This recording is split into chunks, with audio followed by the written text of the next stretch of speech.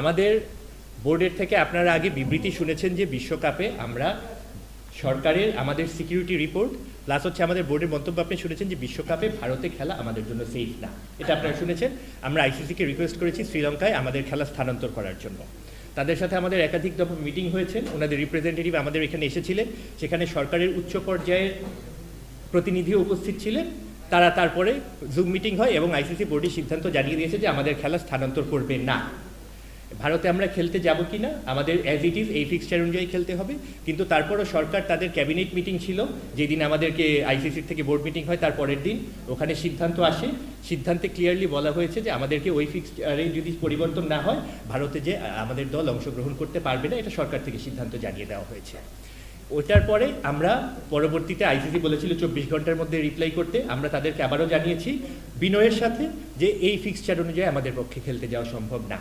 মনির ভাই যে কোয়েশ্চেন ছিল যে এরপরে আমরা কি করব, আমরা আইসিসির বোর্ডের সিদ্ধান্তই মেনে নিয়েছি, যেহেতু আইসিসি বলেছেন যে আমরা খেলতে যেতে পারবো না বা শ্রীলঙ্কায় আমাদের খেলা স্থানান্তর করতে পারবে না, তো এই ক্ষেত্রে আমরা ভারতে যেয়ে আমরা খেলতে পারছি না, আমাদের স্ট্যান্স ওখানেই আছে। এখানে আমাদের আর আলাদা কোনো আরবিট্রেশন বা কিছুর মধ্যেই আমরা যাচ্ছি না।